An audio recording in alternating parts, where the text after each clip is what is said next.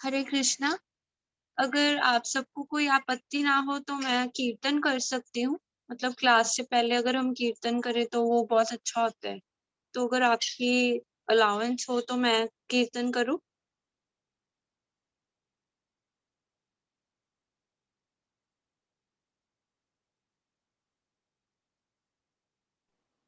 Yes माता जी। Okay, thank you.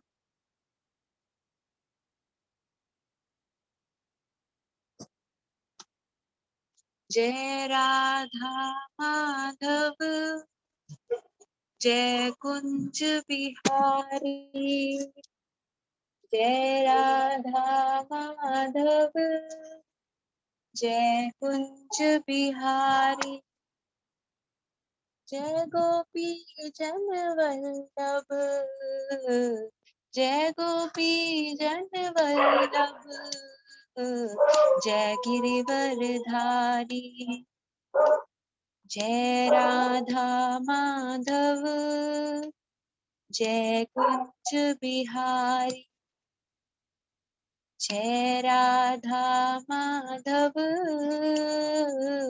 जय कुंज बिहारी, यशोदानंदन ब्रज जन रंजन, यशोदानंदन ब्रज जन रंजन, यशोदानंदन ब्रज जन रंजन, यशोदानंदन ब्रज जन रंजन, यमुना तीर वनचारी, जय राधा माधव, जय कुंज बिहारी, जय राधा माधव,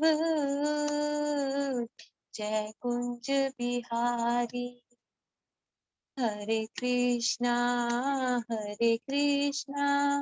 कृष्णा कृष्णा हरे हरे, हरे रामा राम रामा हरे हरे, हरे कृष्णा कृष्णा कृष्णा हरे हरे, हरे रामा राम रामा हरे हरे, हरे कृष्णा कृष्णा कृष्णा हरे हरे, हरे रामा राम रामा हरे हरे, हरे कृष्णा हरे कृष्णा कृष्णा कृष्णा हरे हरे, हरे रामा हरे रामा रामा रामा हरे हरे, हरे कृष्णा कृष्णा कृष्णा हरे हरे, हरे राम राम राम हरे हरे, हरे कृष्णा कृष्णा कृष्णा हरे हरे, हरे राम राम राम हरे हरे, हरे कृष्णा कृष्णा कृष्णा हरे हरे, हरे राम राम राम हरे हरे, हरे कृष्णा कृष्णा कृष्णा हरे हरे, हरे राम राम राम हरे हरे, गौरानिताय श्री गौरानिताय, गौरानिताय श्री गौरानिताय, गौरानिताय श्री गौरानिताय, हे सच्चिनंदन गौरानिताय, प्रभुपाद प्रभुपाद प्रभुपाद, जय प्रभुपाद, जय जय प्रभुपाद प्रभुपाद प्रभुपाद, जय प्रभुपाद, जय जगन्नाथ स्वामी जय जगन्नाथ, जय जगन्नाथ स्वामी जय जगन्नाथ, जय बलदेव जय मैया सुभद्रा, जय बलदेव जय मैया सुभद्रा, गौरानिताय श्री गौरानिताय, गौरानिताय श्री श्री गौरानिताय, गौरानिताय श्री श्री गौरानिताय। हरि बोल, हरि बोल, हरि बोल बोल, हरि बोल निताय गौरा। हरि बोल, हरि बोल, हरि बोल बोल, हरि बोल निताय गौरा। हरि बोल, हरि बोल, हरि बोल बोल, हरि बोल। हरि नाम संकीर्तन की जय। जगत गुरु शिला प्रभुपाद की जय। निताई गौर हरि प्रेमानंदे। हरि बोल। थैंक यू आप सबका, आपने मेरा कीर्तन सुना। वैसे आता नहीं है मुझे, पर मैंने थोड़ा बहुत ट्राई किया, क्योंकि भागवतम से पहले हमें कीर्तन करना चाहिए, इससे उसका फल और दुगना हो जाता है। इसलिए मैंने आज थोड़ा प्रयास किया। आई होप आपको अच्छा लगा हो। अगर अच्छा नहीं लगा तो मैं माफी चाहती हूँ। हरे कृष्णा।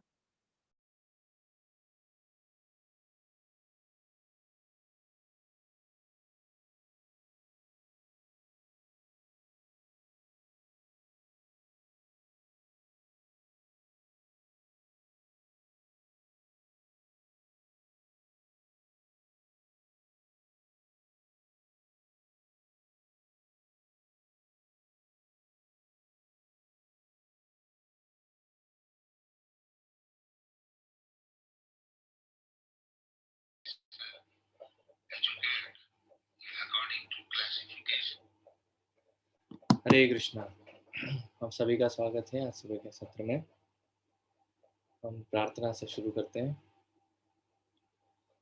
ओम अज्ञानतिमिरन्धस्य ज्ञानाञ्जनशलाकया चक्षुरुन्मीलितं येन तस्मै श्रीगुरवे नमः। श्रीचैतन्यमनोभीष्टं स्थापितं येन भूतले स्वयं रूपः कदा मह्यं ददाति स्वपदान्तिकं।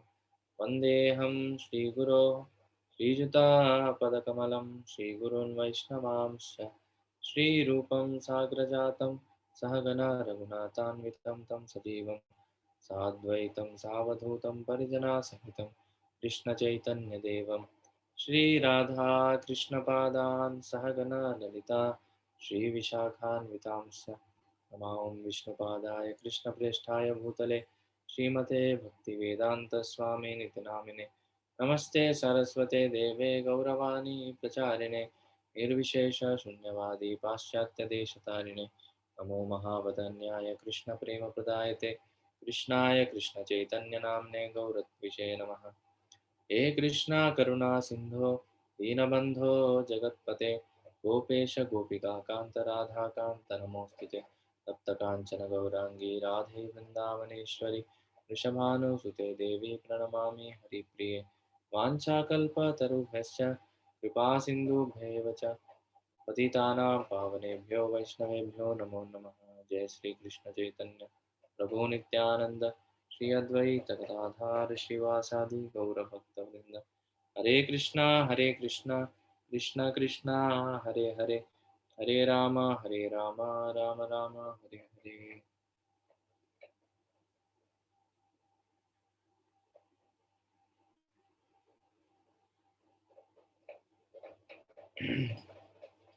हरे कृष्णा। तो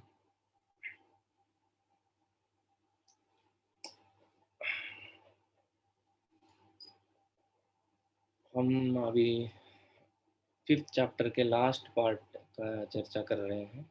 अभी नारद मुनि का शायद स्टोरी खत्म हो गया, नहीं, लास्ट 4-5 श्लोक बचे हैं उसमें। नारद मुनि अपना कहानी बता रहे वो कैसे भक्त बने।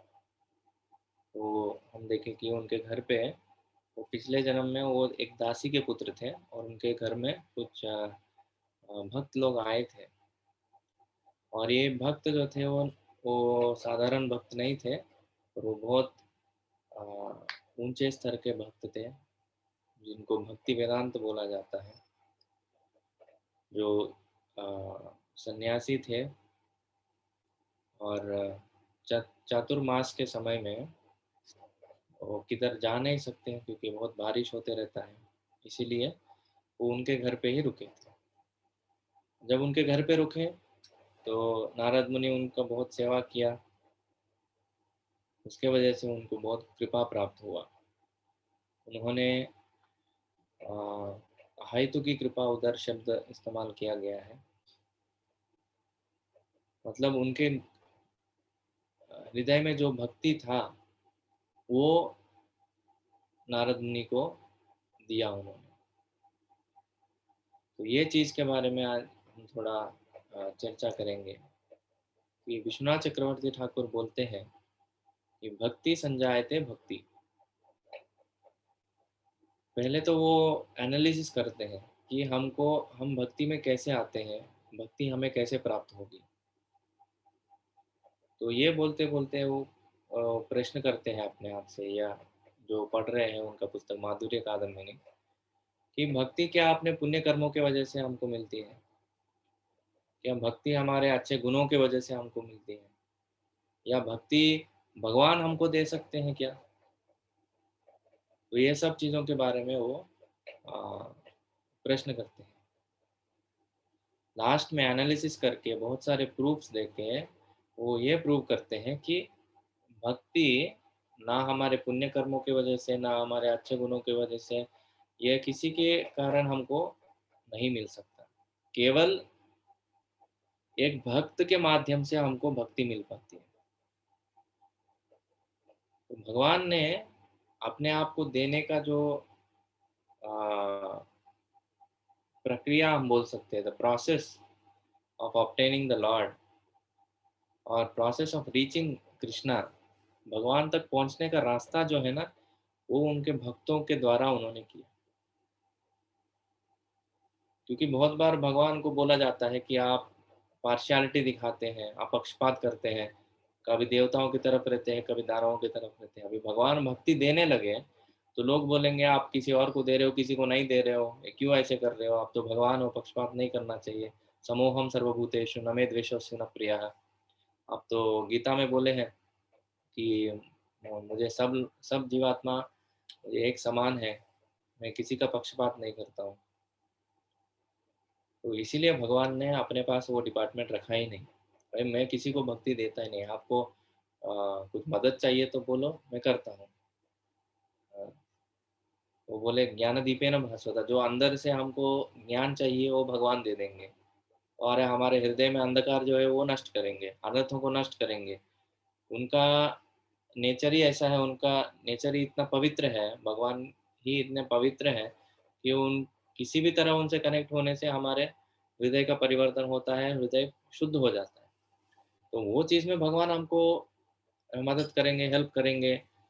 पर भाई भक्ति मतलब भगवान के प्रति आकर्षण जो है, भक्ति मतलब क्या है? भगवान के प्रति जो अ, सेवा करने का भाव जो रहता है ना, वो हमको भगवान भी नहीं दे सकते। मतलब सोचिए, एक जीवात्मा जब ये भौतिक दुनिया में आया, वो आध्यात्मिक दुनिया को छोड़ के, आध्यात्मिक लोक को छोड़ के इधर ये दुनिया में आया, वो 100% लगा हुआ है अपने इंद्रिय तृप्ति में। तो वापस मुड़ के भगवान की तरफ देखेगा क्यों? क्योंकि वो उसको ये दुनिया में अपने शरीर निर्वहन के लिए भी सब कुछ मिल रहा है, उसके हिसाब से जो उसको इंद्रिय तृप्ति करने के लिए जो भी चीज़ें चाहिए वो सब कुछ मिल रहा है। जो भगवान के साथ नहीं रहना चाहता था और ये दुनिया में आया, वापस भगवान की तरफ मुड़ के क्यों देखेगा? देखेगा नहीं। बेसिकली वो हेड ऑन ऐसे भगवान के अपोजिट साइड वो जा रहा है, उनसे दूर दूर जा रहा है। एक ही टर्निंग पॉइंट आता है उसके लाइफ में, एक ही टर्निंग पॉइंट आता है जब कोई भक्त आके उनको भगवान के बारे में फिर से बोलना शुरू करेंगे, तभी उसका दिमाग फिर से चलने लगता है। तब तक वो फिर से भगवान के बारे में सोचेगा नहीं।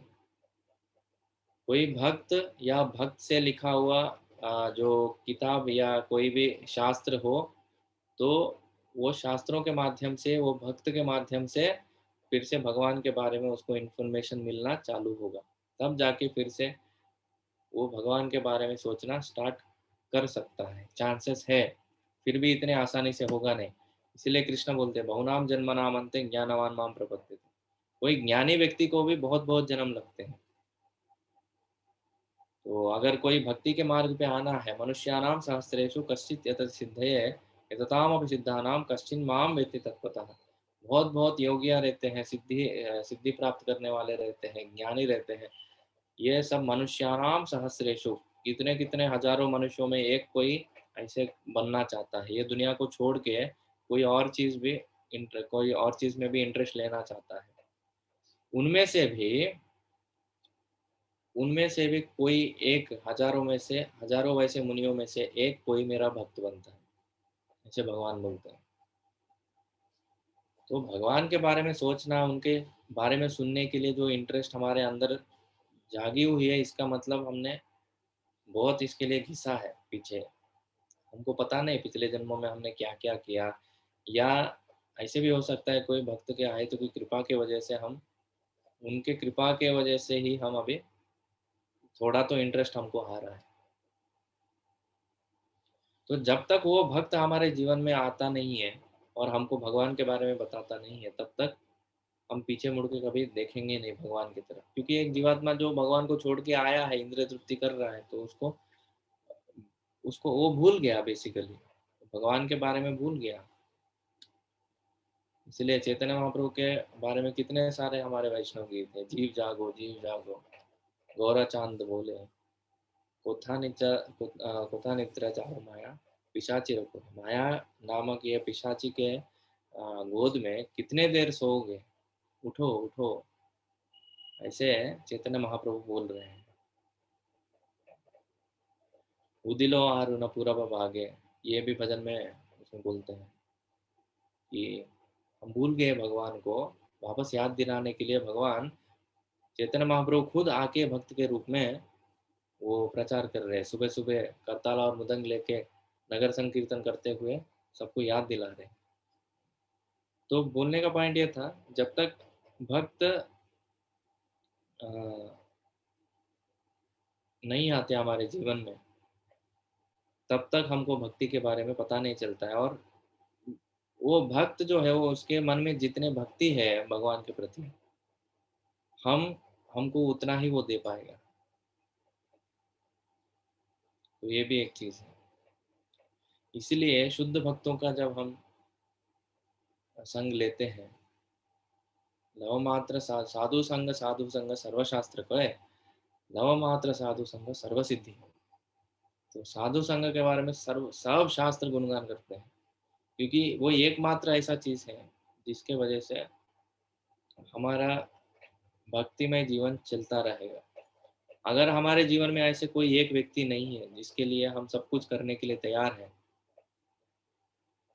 तो इंग्लिश में एक सेइंग है, if you don't have anything to die for, then there is no nothing to live for. वैसे ही भक्ति जीवन में अगर हमारे जीवन ऐसे कोई एक व्यक्ति होना चाहिए जिसके लिए हम पूरा सरेंडर होने के लिए तैयार हैं। वो जो भी बोले हमको सरेंडर होने के लिए तैयार रहना पड़ेगा। तो वही हमारे गुरु होते हैं, मतलब उन्हीं को हम गुरु के रूप में स्वीकार करते हैं। वो भगवान के शुद्ध भक्त होते हैं। वैसे भक्तों का सेवा करके जब चैतन्य महाप्रभु के परम गुरु कौन थे, माधवेंद्रपुरी। तो माधवेंद्रपुरी जब अपने शरीर को छोड़ के गोलोक जाने वाले थे, तो उनके साथ में दो शिष्य थे। एक का नाम था ईश्वरपुरी, दूसरे का नाम था अ, रामचंद्रपुरी। तो उनको, वो रो रहे थे बेसिकली, कृष्ण को याद करते करते वो रो रहे थे माधवेंद्रपुरी। तब रामचंद्रपुरी ने क्या बोला कि आप रोइए मत, या आप उनको लगा कि एक उनको दुख हो रहा है कि वो शरीर छोड़ के जा रहे हैं, तो समझ नहीं पाए ठीक से। तो अपने गुरु को बोलते हैं कि आप दुखी मत होइए, आप टेंशन मत लीजिए, कुछ नहीं होगा, आप अ, ब्रह्म के ऊपर ध्यान कीजिए, ऐसे बोलते हैं उनको। तो उनको गुस्सा आता है माधवेंद्रपुरी को, अरे बाबा तुम इधर रहोगे तो पता नहीं मैं किधर जाऊंगा, इसलिए तुम जाओ, इधर से चले जाओ। दूसरी तरफ ईश्वरपुरी रहते हैं, तो वो उनके गुरु को अच्छे से सेवा करते हैं, उनको भगवान की लीलाएं बताते हैं, उनको गुरु को संतुष्ट करते हो। तो माधवेंद्रपुरी उनको बहुत आशीर्वाद देते हैं। तो वो आशीर्वाद के कारण एक्चुअली उनके पास ये क्वालिफिकेशन आता है, मतलब वो चैतन्य महाप्रभु के गुरु बनते हैं, भगवान के गुरु बनते हो। ईश्वरपुरी जो है चैतन्य महाप्रभु के गुरु महाराज थे। तो गुरु का जो संतुष्टि है हमारे जीवन में सब कुछ है। प्रभुपाद जी जब भगवता का ट्रांसलेशन कर रहे थे, उसमें ये श्लोक जब आता है ना, व्यवसायत्मिका बुद्धि है, क्या बोलते हैं, व्हाट इज द श्लोक, व्यवसायत्मिका बुद्धि, वन पॉइंटेड अटेंशन, एके कुरु नंदन, एके कुरु नंदन बहुशाखाह्यनन्तस्य बुद्धयो अव्यवसायिन, करेक्ट। ये श्लोक जब उन ट्रांसलेशन कर रहे थे, उसमें विश्वनाथ चक्रवर्ती ठाकुर का वो ट्रांसलेशन आता है that one should make the order of one spiritual master as his life and goal. मतलब अपने गुरु का आदेश एकमात्र वो गोल रहना चाहिए हमारे जीवन में, ऐसे विश्वनाथ चक्रवर्ती ठाकुर लिखते हैं। और वो चीज़ प्रभुपाद जी को बहुत वो चुभ जाता है अंदर। तो इसीलिए प्रभुपाद जी को दो मेन इंस्ट्रक्शंस मिले थे। ये भी डायरेक्ट ऐसे नहीं कि आओ मैं आपको इंस्ट्रक्शन दे रहा हूँ, सुनो लिखो, ऐसे कभी नहीं बोले उनके गुरु महाराज ने। उन्होंने समझा उनके हार्ट को। दोनों भी इंस्ट्रक्शंस उनको इनडायरेक्टली आए, कभी ऐसे डायरेक्टली उनको बुला के ये चीज करो करके उनके गुरु ने कभी बोला नहीं उनको। ये बहुत आश्चर्य वाली चीज है कि प्रभुपाद जी को कभी उनके गुरु ने बुला के ये चीज करो, ये चीज करो, ऐसे प्रचार करो, कभी उन्होंने बोला नहीं है। पहले मीटिंग 1922 में जो मीटिंग हुआ, पहला शब्द, पहले जो सेंटेंस है प्रभुपाद जी से भक्ति सिद्धांत सरस्वती ठाकुर ने ये कहा कि आप पढ़े लिखे व्यक्ति हैं। उनके साथ एक और फ्रेंड था नरेंद्र मलिक। तो आप लोग पढ़े लिखे व्यक्ति हो, आप ये भागवत संदेश जो है, भगवान चैतन्य महाप्रभु का जो संदेश है, आप अंग्रेजी में क्यों नहीं प्रचार करते हैं? आप इंग्लिश लैंग्वेज में पूरे दुनिया भर में प्रचार कीजिए इसका। प्रभुपाद जी को आश्चर्य होता है, अरे मैं दंडवत किया, उठा भी नहीं, तब तक बोल भी दिए। तो ऐसे वो फ्लो में उन्होंने बोला। और इसके ऊपर प्रभुपाद जी उनसे सुने, लेक्चर के बाद उनको क्वेश्चन आंसर करने लगे। और उन्होंने ऑलमोस्ट 1 घंटा उनसे क्वेश्चन आंसर किया भक्ति सिद्धांत सरस्वती ठाकुर से। उसमें बहुत सारे चीज़ें क्लैरिफाई हो गए उनको कि कैसे कृष्णा कॉन्शियसनेस जो है वो प्राइम नेसेसिटी है, वो सबसे इम्पोर्टेंट चीज़ है, बाकी सब चीज़ें रुक सकती हैं। इसको सेट कर दिया तो बाकी चीज़ें सेट हो जाएंगे ऑटोमेटिकली। तो ये उनको कॉन्फिडेंस आया पहली मीटिंग में उनके गुरु से। देखा इधर भक्ति सिद्धांत सरस्वती ठाकुर के मन में जो भक्ति था, उन्होंने क्या किया, प्रभुपाद के हृदय में स्थापित कर दिया। तब से लेके वो हमेशा ये सोचते रहे। वो उसी दिन प्रभुपाद जी बोलते उसी दिन मैंने उनको मेरे गुरु की तरह स्वीकार कर लिया अपने मन में।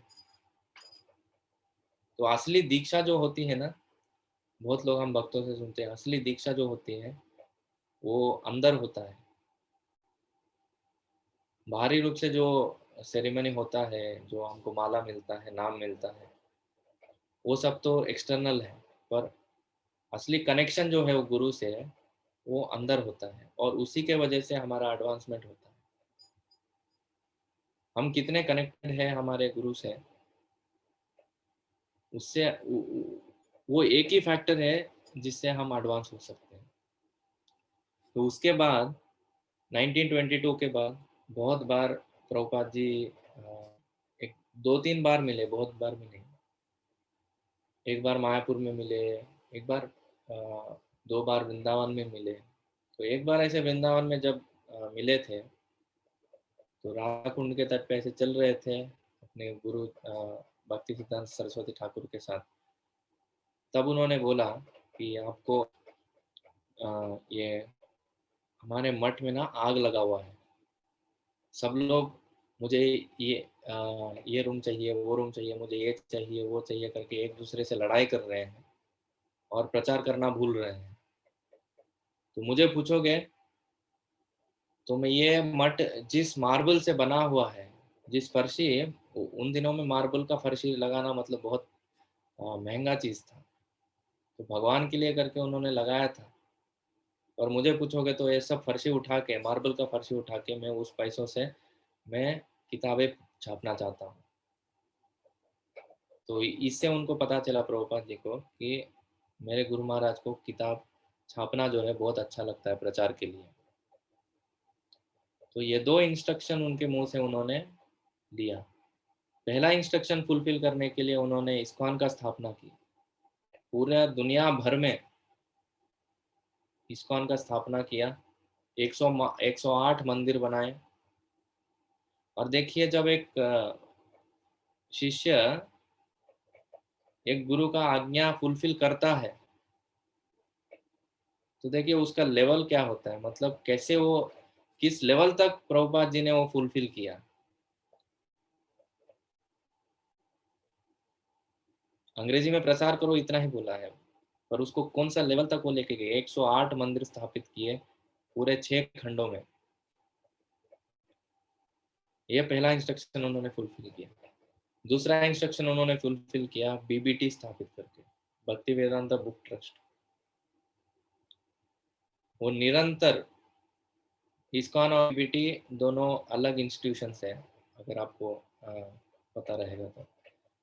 अगर इस्कॉन भी किसी कारणवश कुछ प्रॉब्लम के वजह से कल जाके वो रुक गया, पर बीबीटी को उन्होंने अलग से स्थापित किया उनके गुरु महाराज के दूसरे इंस्ट्रक्शन को फुलफिल करने के लिए।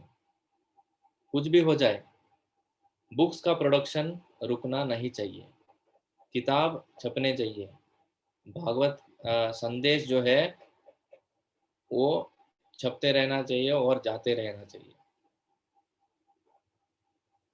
तो ये होता है एक शिष्य का समर्पण। कैसे प्रभुपाद जी अपने जीवन में दिखाए और इतना प्रचार किया उन्होंने।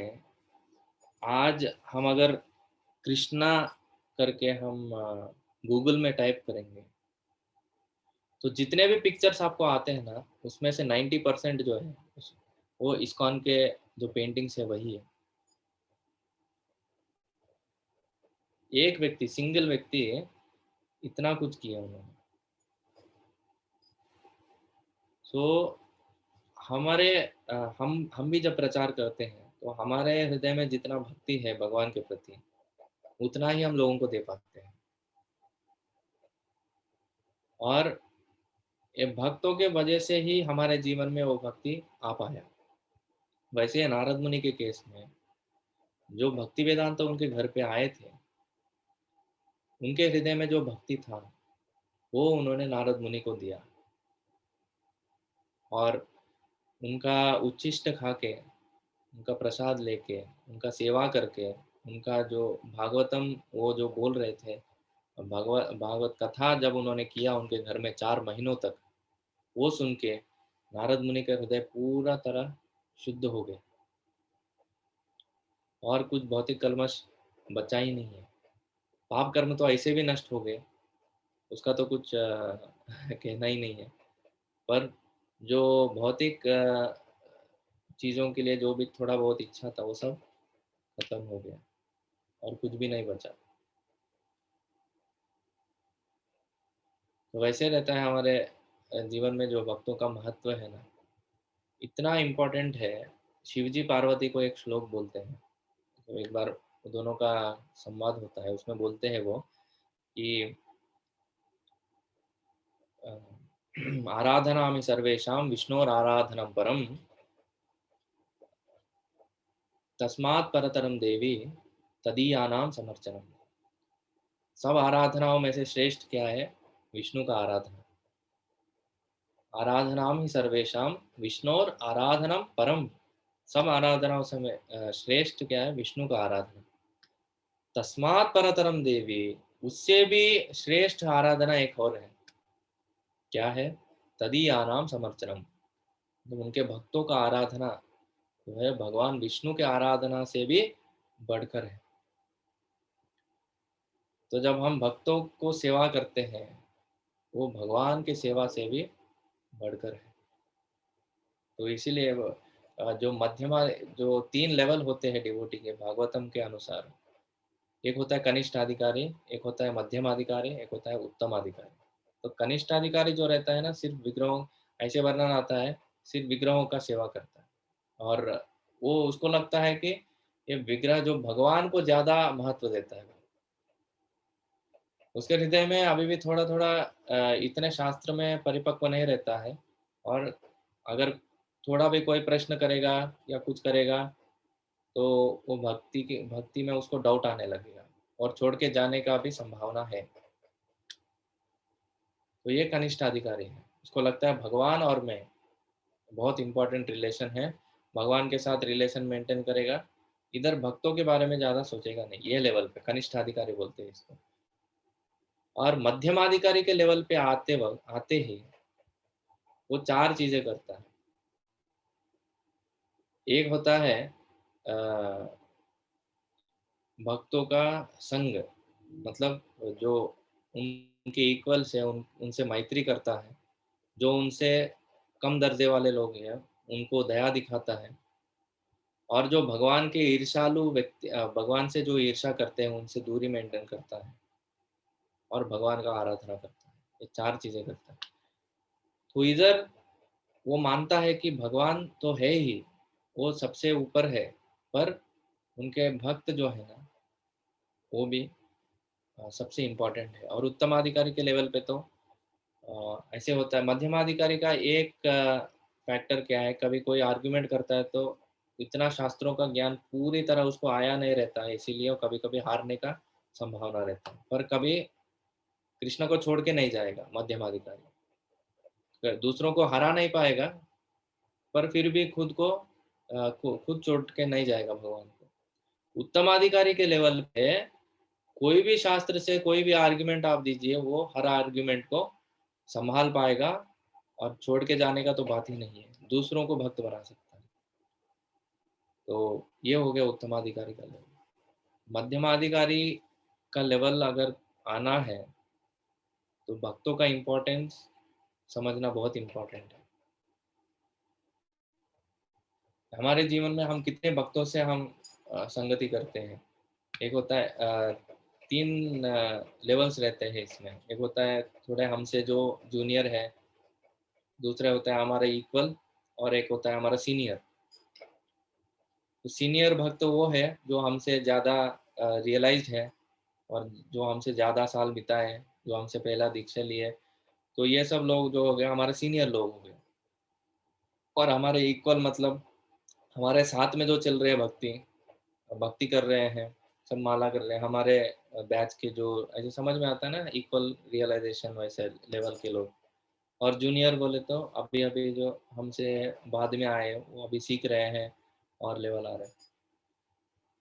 तो ऐसे बोला जाता है कि अ, जो 60% हमारा एसोसिएशन, 60% संघ जो होना चाहिए हमारे इक्वल्स के साथ रहना चाहिए, और 20% जो है हमारे सीनियर्स के साथ, और बाकी 20% हमारे जूनियर्स के साथ।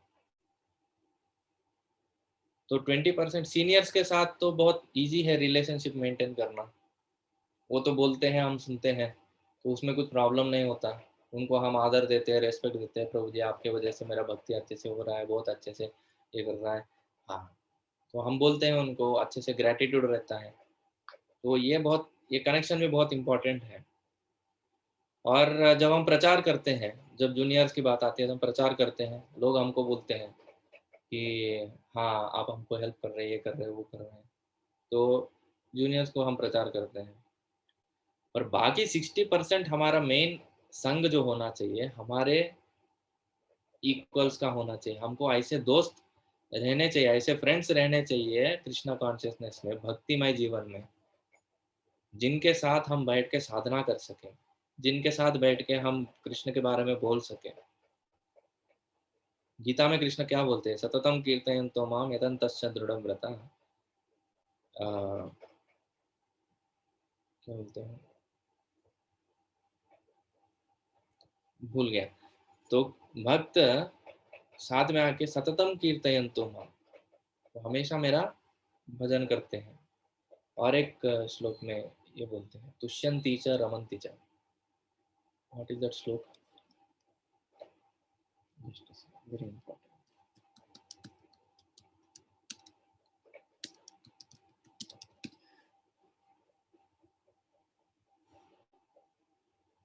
मच्चित्ता मद्गत प्राण बोधयन्त परस्परम मत कथयन्तश्च माम नित्यम तुष्यन्ति च रमन्ति च। तो भक्त एक साथ आते हैं तो क्या करते हैं?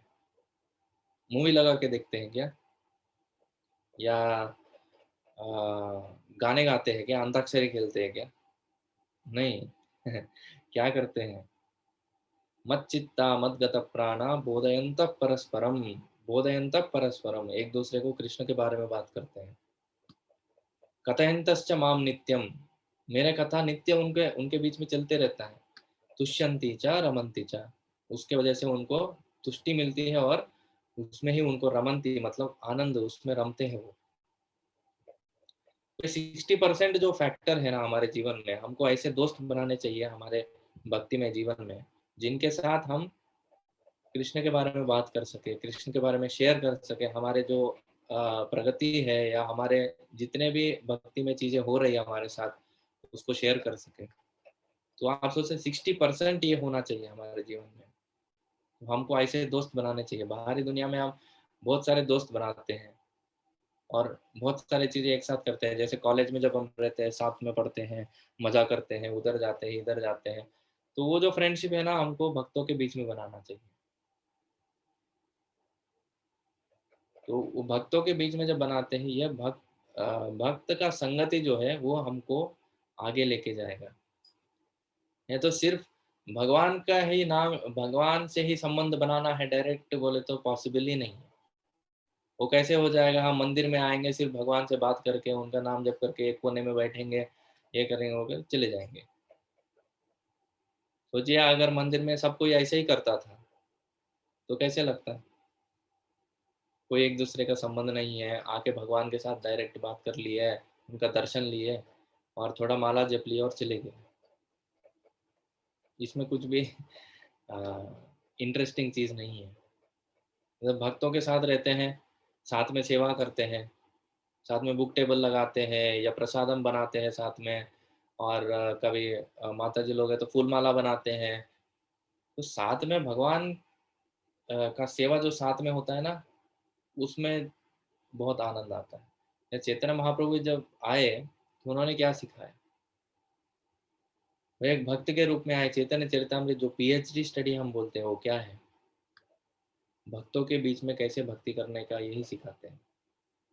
तो इतना कुछ हम आज क्यों चर्चा कर रहे हैं इसके बारे में? क्योंकि नारद मुनि के जीवन में जो ट्रांसफॉर्मेशन आया वो भक्तों के संगति के वजह से ही आया।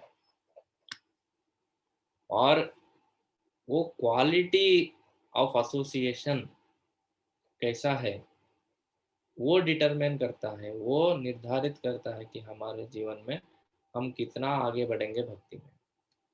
The quality of association in our life determines how we will go forward. So we have to be very careful.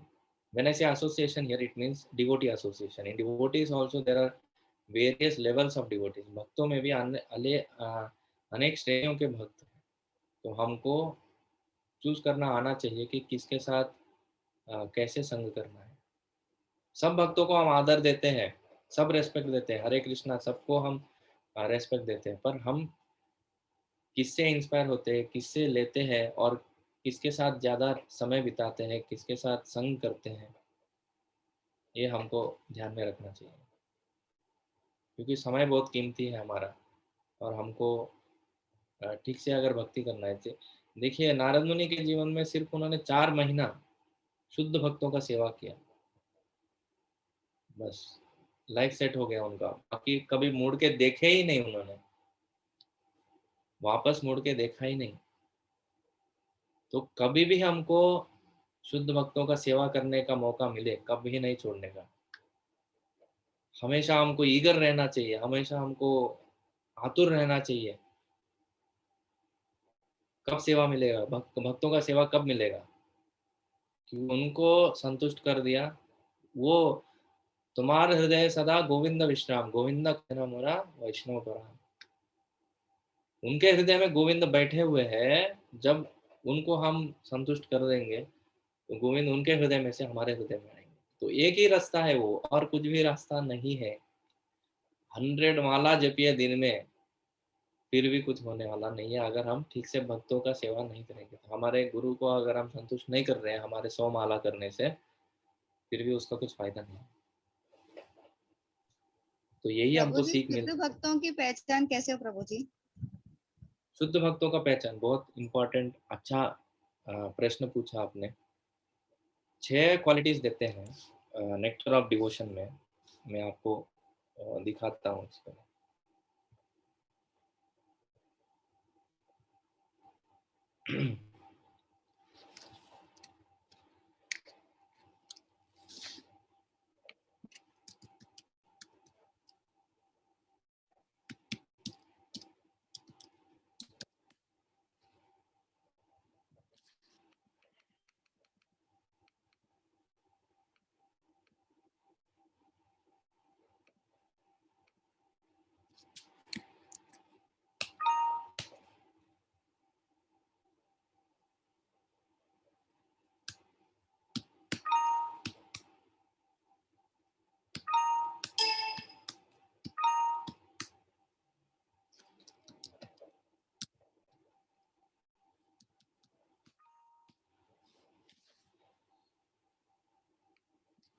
नहीं आ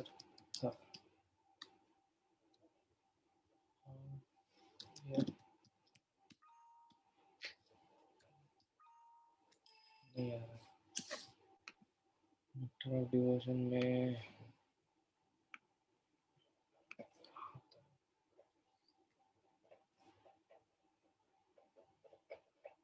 yes, thank Krishna, we got it. So ये 6 क्वालिटीज के वजह से आपको पता चलेगा।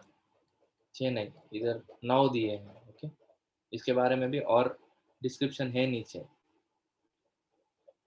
ये डिवोशन जो है भक्ति रसामृत सिंधु, ये हमारे इस्कॉन के लिए टेक्स्ट बुक बोलते थे प्रभुपाद। टेक्स्ट बुक है हमारा भक्ति का। इसमें हमको सब कुछ पता चलता है A to Z. Rupa Goswami next describes the characteristics of a person who has actually developed his ecstatic love for Krishna. The characteristics are as follows. He is always anxious to utilize his time in the devotional service of the Lord. Avyartha kalatvam in both. He does not like to be idle. He wants service always 24 hours a day without deviation. उनको चाहिए कि 24 घंटा उनको कुछ ना कुछ सेवा चाहिए भगवान को। और दूसरा क्वालिटी है he is always reserved and perseverant. मतलब जरूरत के बिना, मतलब सबको जाके ऐसे ही गप्पे मारना या ऐसे कुछ करते नहीं। रिजर्व्ड, बहुत अपने चीजों से काम रखने वाला रहता है, क्योंकि भगवान का सेवा में फोकस रहता है उनका। अन परसिवरेंट मतलब कोशिश करते रहेगा करते रहेगा करते रहेगा। ही is always detach from material attraction. भौतिक इच्छा कुछ रहेगा नहीं, भौतिक अट्रैक्शन, भौतिक चीजों के प्रति उनको कुछ टेस्ट रहेगा ही नहीं। He does not long for any material respect in return for his activities. जो भी वो भक्तिमय कार्य करेगा उनके लिए जो प्रशंसा उनको मिलेगी, उसके लिए कुछ भी टेस्ट नहीं रहेगा। वो अमानिना मान देना जो बोलते हैं ना, सबको मान देगा और कोई मान एक्सपेक्ट नहीं करेगा। He is always certain that Krishna will bestow his mercy upon him. उनको पूरी तरह 100% श्योर है कि एक दिन कृष्ण मुझे मेरे ऊपर अपने कृपा दिखाएंगे। मतलब भक्ति में क्या होता है कि जैसे जैसे हम आगे बढ़ते हैं ना, तो ये डाउट आता है मन में कि मैं इतने साल से जप कर रहा हूँ, फिर भी मेरे अंदर जो है भौतिक इच्छा जा नहीं रहा है, क्या करें? या प्रत्यक्ष रूप से कृष्ण का हाथ नहीं दिखता है ना हमारे जीवन में, तो कभी-कभी डाउट आता है। पर ये शुद्ध भक्त जो रहते हैं ना, उनके कभी भी डाउट नहीं रहते, कभी भी डाउट आता ही नहीं है। वो कृष्णा, एक तो उनको कृष्ण का हाथ दिखते रहता है उनके जीवन में, इसके वजह से उनको 100% कॉन्फिडेंस रहता है कि कृष्ण एक दिन मेरे ऊपर कृपा करेंगे। यशोदा माई जब बांध रही थी कृष्ण को, आप भागवतम के श्लोक में देख सकते हैं, कृष्ण उनके पहला ही वर्ष, इसके बाद मैं दिखाता हूँ, बहुत अच्छा श्लोक है वो। तो not long for any male respect in return for his activity, okay, Krishna will bestow mercy upon him one day. He is sure that one day Krishna will surely bestow his mercy upon him. एक दिन कृष्णा मेरे ऊपर कृपा करेंगे। तो इसके बारे में चैतन्य महाप्रभु और मुकुंद के बारे में इधर हमको कहानी आता है। चैतन्य महाप्रभु, मुकुंद जो थे वो चैतन्य महाप्रभु के साथ रहते और कभी-कभी जाके किधर और संग करते थे। उसमें से सब लोग भक्त नहीं रहते थे, कुछ-कुछ मायावादी रहते थे इधर के उधर के, तो उनके साथ जाके बैठ के कुछ तो बात करते थे। चैतन्य महाप्रभु को ये अच्छा नहीं लगा। तो जब ये उनका ये दर्शन हुआ, विश्व स्वरूप दर्शन करते हैं चैतन्य महाप्रभु, एक्जेक्टली नाम भूल गया मैं। तो वो टाइम पे सबको कृपा देते हैं। तो मुकुंद का बारी जब आता है, तो भक्त लोग पूछते हैं मुकुंद को भी बुलाइए, उनको भी जो चाहिए वो दे दीजिए भगवान। तो मैं बोलते मैं मुकुंद को कृपा नहीं करूंगा। क्यों? भाई वो जाके अलग अलग मायावादियों के साथ बैठता है, उनके साथ चर्चा करता है, तो मुझे अच्छा नहीं लगता है। तो मुकुंद जो थे ना, वो बैठ कर रोने लगे, ऐसे हो गया ऐसे हो गया। तो वो बोलते हैं भक्तों को कि आप जाके पूछिए कब कृपा करेंगे भगवान। तो भगवान गुस्से में थे, वो बोले 10 लाख जन्मों के बाद उनको हम वापस बुलाएंगे। तो ये सुन के ना मुकुंद को इतना आनंद आता है, वो उठ के नाचने लगते हैं। महाप्रभु ने बोला कि 10 लाख जन्मों के बाद मुझे एक्सेप्ट करेंगे, 10 लाख जन्मों के बाद मुझे स्वीकार करेंगे, ऐसे करके नाचने लगा। ये देख के महाप्रभु का मन पिघल गया। वो बोलते हैं 10 लाख जन्म को क्या कम होता है क्या? आप सोचिए ना, 10 लाख जन्म क्या होता है? फिर भी उनके मन में इतना विश्वास था, इतना आनंद उनको हो रहा था, कभी ना कभी भगवान मुझे स्वीकार कर रहे हैं, इसलिए तुरंत उनको बुलाए, चलो आ जाओ। तो 10 लाख जन्म नहीं, यही जन्म में उनको बुला लिया। तो ये होता है भक्त का जो मनोभाव जो रहता है ना, ऐसे रहता है। किसी ना किसी दिन कृष्ण मेरे ऊपर कृपा बरसाएंगे, ये मुझे पता है, कृष्ण मुझे स्वीकार करेंगे, बस सेवा करते रहना, सेवा करते रहना। अभी भी कृष्ण स्वीकार कर रहे हैं, पर हमारे दुर्बुद्धि की वजह से हम देख नहीं पा रहे। पर ये विश्वास रखना चाहिए, कृष्ण मुझे एक दिन अपने धाम में लेके जाएंगे। He is always eager to serve the lord faithfully. तो पूरे विश्वास के साथ वो हमेशा उत्सुक रहते हैं भगवान का सेवा करने का। He is very much attached to the chanting of the holy names. हमेशा माला करने में, आप प्रभुपाद जी को देखिए, हमेशा उनके हाथ में बीड़ बैग रहता है, किधर भी जाए कुछ भी करे वो चैंटिंग करते ही रहते हैं। और बहुत सारे भक्त हम देखते हैं, प्रभुपाद जी ही नहीं। और ही is always eager transcendental qualities of the Lord. भगवान का कथा बोलने के लिए अगर कोई रिक्वेस्ट किए, घंटों घंटों भगवान का करने के लिए उत्सुक रहते हैं, कभी रुकने का बात ही नहीं रहती। एक बार राधानाथ महाराज कथा करने के लिए बैठे नरोत्तम दास ठाकुर के बारे में, 6.5 घंटा उन्होंने लेक्चर दिया। कितना? 6.5 घंटा।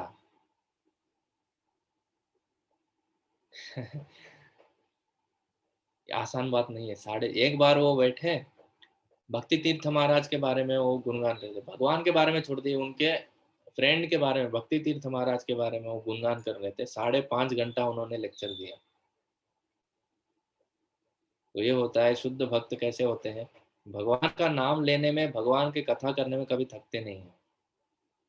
ही is very pleased to live in a place where Lord's pastimes are performed. हमेशा धाम वास करने का उनका मन करता है। प्रभुपाद जी हमेशा बोलते थे, मेरा मन जो है ना, वो जलदूत में जाते हो तो लिखते हैं कि अभी मैं जा रहा हूँ अमेरिका, पर मेरा हार्ट जो है ना, मेरा हृदय जो है वृंदावन में है। तो जन्माष्टमी आती है 2 दिन के बाद, जब वो बोट में चढ़ते हैं ना, उसके 2 दिन के बाद जन्माष्टमी आता है। तो तब लिखते हैं वो, आज मथुरा और वृंदावन में कितना अच्छा फेस्टिवल हो रहा है, पर मैं इधर जा रहा हूँ, और मेरा हार्ट जो है वो वृंदावन में है।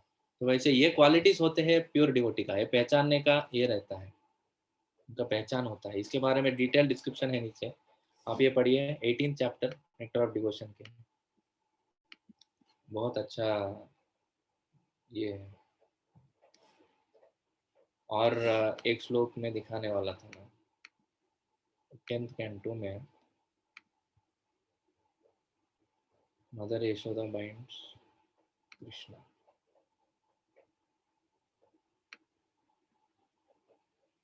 Oh, okay, okay. Then it's like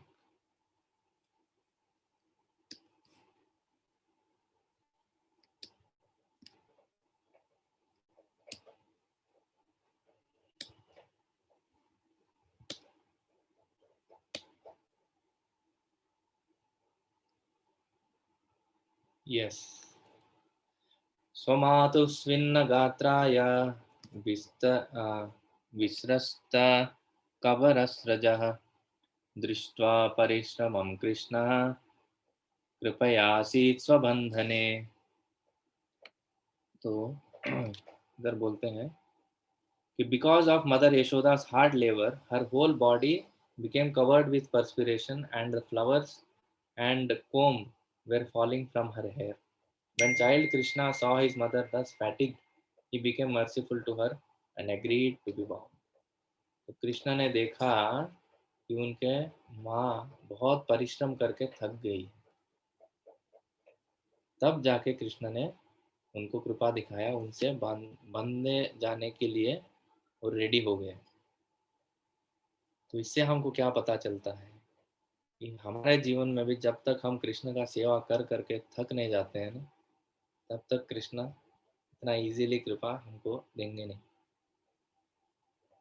खुद के माँ को इतना परिश्रम करवाया उन्होंने मतलब हमको दिखाने के लिए, वो तो लीला उन्होंने किया हमको सिखाने के लिए, पर फिर भी खुद के माता को इतना परिश्रम करवाया बंदे जाने के लिए।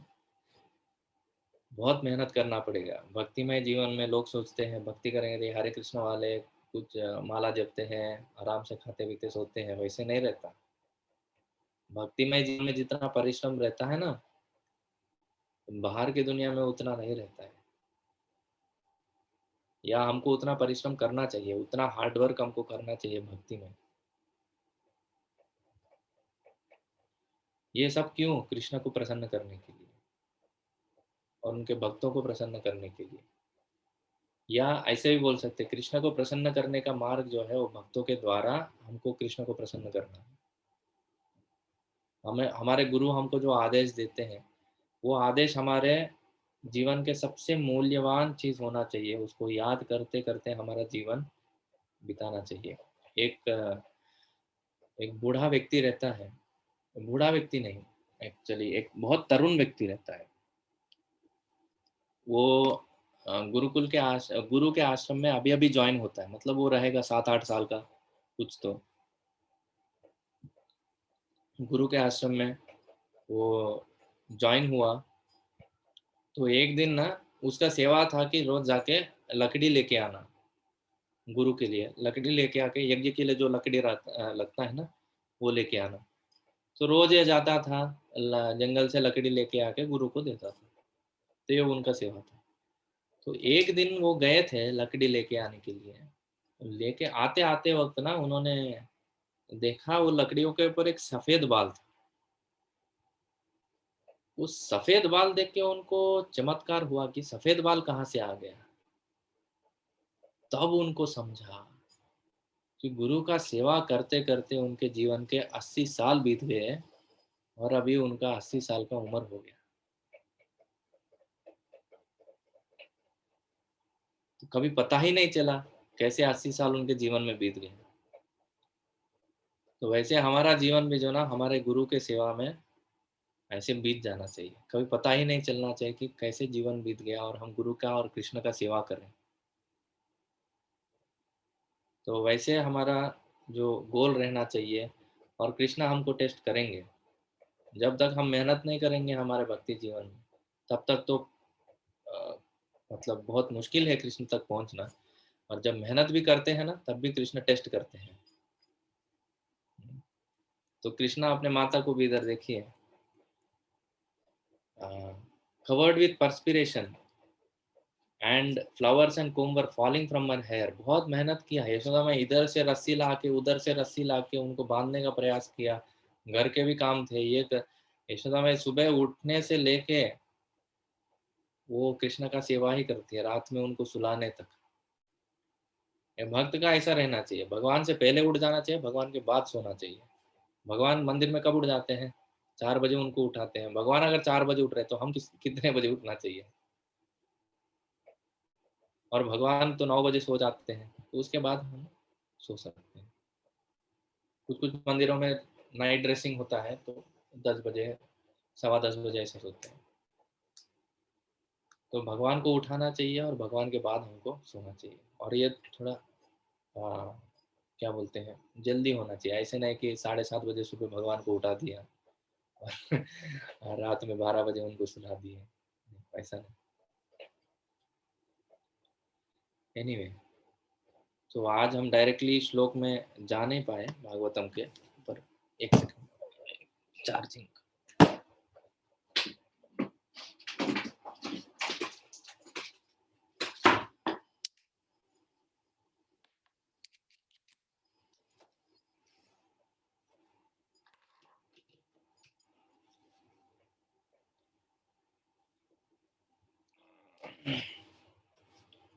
तो आज हम डायरेक्टली श्लोक में जा नहीं पाए, और मुझे लगा ये थोड़ा इम्पोर्टेंट कॉन्सेप्ट है और इसके ऊपर चर्चा करनी चाहिए हमको। मुझे लगता है कम से कम एक दो श्लोक लेके फिर विराम देंगे आज के लिए। ओके, नारद मुनि सेक्शन में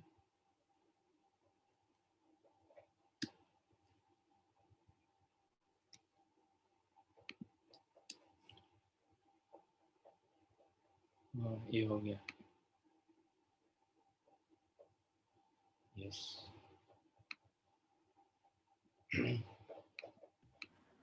कृष्णा प्रभु जी। हरे कृष्णा। प्रभु जी, अगर आप एसबी का ले रहे हैं तो क्या 15.17 एक्सप्लेन कर सकते हैं? 15.17 गीता में। जी प्रभु जी। ओके, पहले ये कर लेंगे, फिर उसके ऊपर आएंगे। ओके, हरे कृष्ण।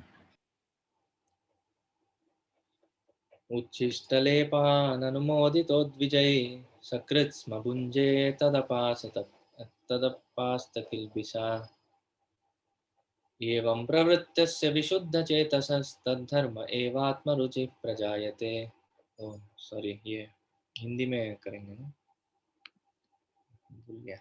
प्रभु जी 27 श्लोक कल 27 तक कल 26 तक कल कराया था। ओके, 27 तक हो गया क्या? नहीं, 27 आज करेंगे। ओके ओके, फिर से 26 फिर से एक बार देख के फिर 27 में जाएंगे। तत्रान्वहं कृष्णकथा प्रगायता मनुग्रहेण शृण्वं मनोहराः ता श्रद्धया मेऽनुपदं विशृण्वतः प्रियश्रवस्यङ्गममा भवद्रुचिः। ये व्यासदेव उस संगति में तथा उन महान वेदांतियों की कृपा से मैं उनके द्वारा भगवान कृष्ण की मनोहर लीलाओं का वर्णन सुन सका, और इस प्रकार ध्यान पूर्वक सुनते रहने से भगवान के विषय में प्रतीक्षित अधिकाधिक सुनने के प्रति मेरे रुचि बढ़ती ही गई। तो ये इफेक्ट होता है, जैसे हमने डिस्कस किया, भक्तों के संग में जब शुद्ध भक्तों का सेवा करते हैं, महत् सेवन द्वारा माहुर विमुक्ते तमो द्वारम योषित संगी संगाम। महत् सेवा जो है, भगवत भक्तों का सेवा जो है, वो हमारे द्वारम आहुर विमुक्ते, विमुक्ति की तरह, मुक्ति की तरह हमारा द्वार खोल देता है। तो नारद मुनि का केस में ये हुआ, उनसे सुन के, उनका सेवा करके उनके हृदय में भगवान के कथा के प्रति और रुचि बढ़ती जाए, बढ़ती गई। और तस्मिन् सदा लब्धरुचैर्महामते प्रियश्रवस्य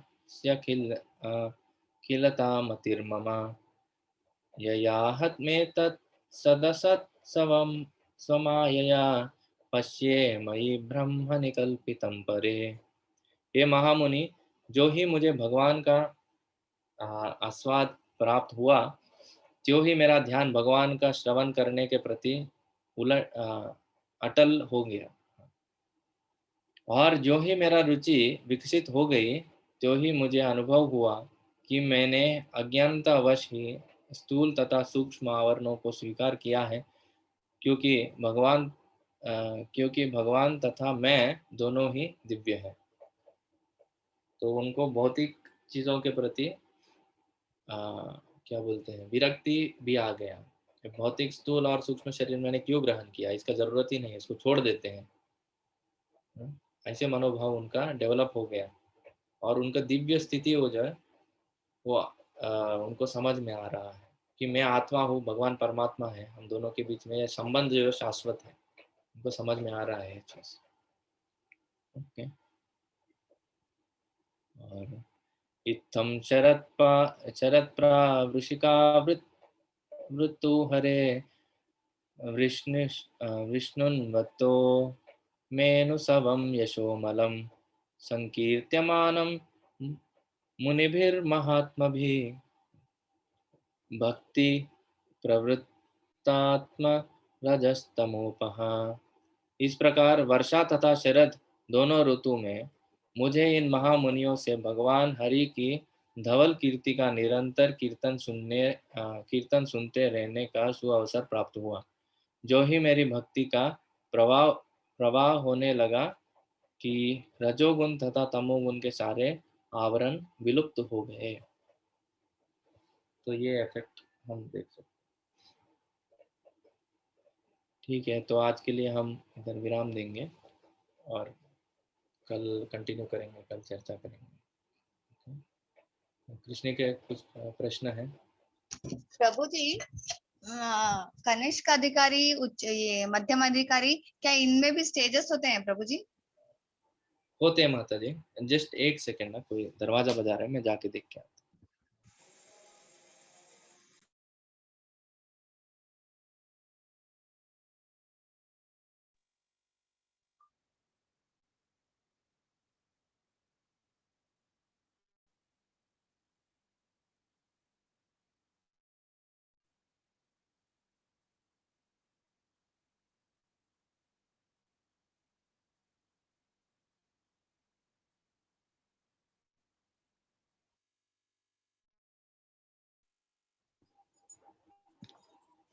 हाँ, तो कनिष्ठ अधिकारी, मध्यम अधिकारी, उत्तम अधिकारी में भी लेवल्स होते हैं।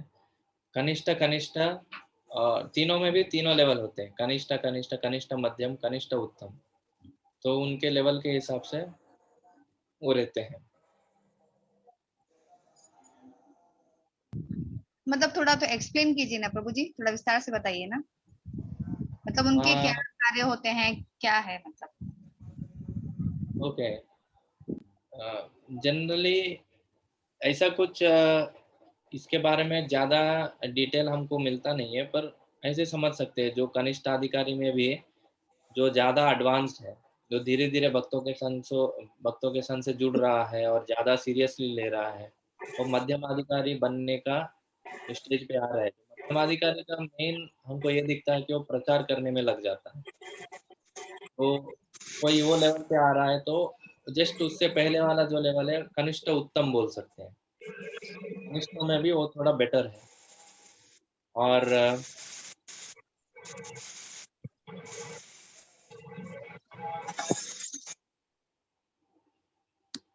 और जो कनिष्ठ मध्यम कनिष्ठ जो होते हैं ना, वो थोड़े और कम रियलाइजेशन वाले रहते हैं।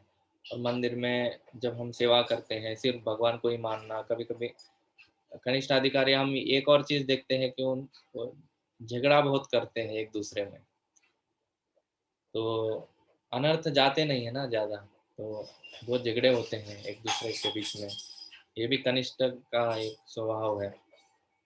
जब मध्यम अधिकारी में जब आते हैं, मध्यम कनिष्ठ मतलब अभी अभी प्रचार चालू किया उन्होंने और धीरे धीरे बढ़ रहे हैं। मध्यम मध्यम में आते वक्त वो प्रचार में बहुत स्टेबल हो जाते हैं, पर फिर भी कभी कभी आर्गुमेंट्स आते हैं तो वो डिफीट नहीं कर पाते। और मतलब ये सब लेवल्स पे ना एक चीज है जो सब लेवल्स को डिफरेंशिएट करता है, वो है जिम्मेदारी। जितना कृष्ण के लिए हम जिम्मेदारी लेते हैं, जितना हम भगवान के सेवा के लिए जितना जिम्मेदारी लेते हैं, एक एक लेवल हम ऊपर उठते जाते हैं। तो मध्यमाधिकारी जब प्रचार करता है, धीरे धीरे धीरे धीरे वो रेस्पॉन्सिबिलिटी उनका बढ़ता है, सेवा भी बढ़ता है। और उनका प्रचार मतलब ऐसा नहीं कि क्लास देना और जाके 10 लोगों को बोलना, वो नहीं है। प्रचार मतलब अपने एग्जाम्पल से प्रचार करता है, वो अपने खुद के उदाहरण से प्रचार करता है। उनके उदाहरण देख के लोग इंस्पायर होते हैं, वो होता है असली प्रचार है। 100 लोगों के लिए क्लास देना ये बहुत बड़ी बात नहीं है, पर जो बोल रहा है वो प्रैक्टिस करके दूसरों को दिखा रहा है, वो असली प्रचार है। तो मध्यम अधिकारी मतलब अपने आचार जो है उसका, वो अपने प्रचार से मिल रहा है, वो प्रचार भी कर रहा है और आचार भी कर रहा है। तो लोग उनको देख के इंस्पायर होते हैं और आते हैं। और उत्तम अधिकारी के लेवल से पहुंचने से थोड़ा पहले ही, मतलब ये एक डिफरेंस आता है उधर कि शास्त्रों में पूरा पटुत्व नहीं रहता है उसका। एकदम जब वो निपुण हो जाता है ना शास्त्रों के इसमें, तब उत्तम अधिकारी बनता है। हालांकि गुण ऑलमोस्ट सेम रहते हैं। उत्तम अधिकारी के लेवल पे आने के बाद तो भगवान उत्तम, कनिष्ठ, उत्तम मध्यम, उत्तम उत्तम ये भी रहता है। उत्तम कनिष्ठ मतलब उत्तम अधिकारी बना है वो अभी भी भगवान के भजन में लगा हुआ है। और उत्तम मध्यम और उत्तम उत्तम सब प्रेमा के स्टेज में वो उत्तम उत्तम हो जाता है। वो उत्तम अधिकारी में ऐसा बताए ना प्रभु जी उपदेशामृत में कि उत्तम अधिकारी मतलब बहुत भक्ति में आगे बढ़े सो रहते और कभी किसी की निंदा नहीं करते और दूसरों को भी भक्ति सिखाते। एग्जैक्टली, कभी दूसरों को निंदा नहीं करते हैं। इसलिए उत्तम अधिकारी के लेवल पे प्रचार करना बहुत मुश्किल है। उनको लगता है कि सब कोई मेरे से बेटर है। तो उत्तम अधिकारी को भी मध्यम अधिकारी के लेवल पे आके प्रचार करना पड़ता है।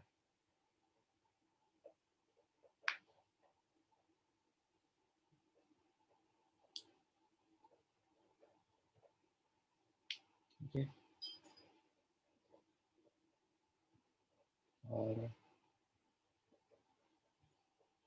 और कुछ कहना है किन्हीं को?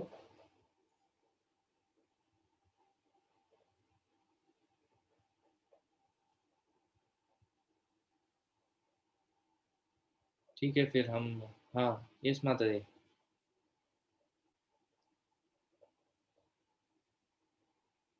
नेत्रा माता जी आप कुछ कहना चाहते हैं?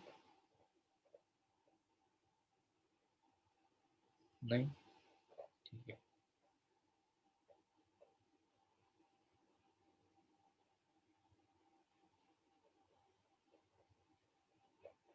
हाँ, इसके बारे में थोड़ा चर्चा करना था कि हमारा जो अभी चल रहा है भगवत गीता और भागवतम का जो क्लास, अभी भगवत गीता चालू होने वाला है मई 17 से। तो मैं सोच रहा था कल इसके बारे में थोड़ा बात करेंगे कि हमारा टाइमिंग क्या रखना चाहिए। थोड़ा टाइमिंग तो शिफ्ट करना पड़ेगा क्योंकि ये 6 से 7 बजे वाला जो टाइम है वो भगवत गीता के लिए जाएगा। नया बैच एक चालू कर रहे हैं हम, तो इसको 7 से 8 करना है या कैसे करना है, थोड़ा इसके बारे में विचार करना है हमको। कल बात करेंगे इसके बारे में। ओके, आप भी सोचिए, आप सब लोग, कि कौन सा टाइमिंग आपके लिए फिजिबल रहेगा, देखेंगे।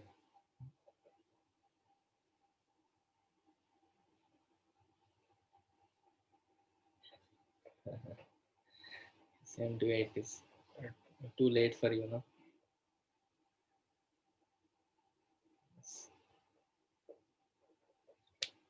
Yes, Mataji, we will see feasible time for everybody. to see. 5 to 6 a.m.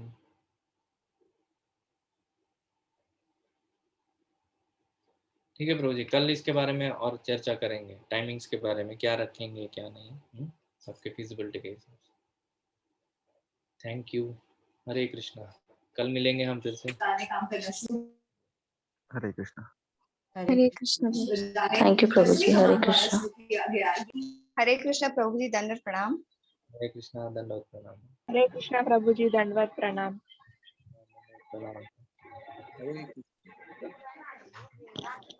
हरे कृष्णा प्रभु जी, हरे कृष्णा, दंडवत प्रणाम।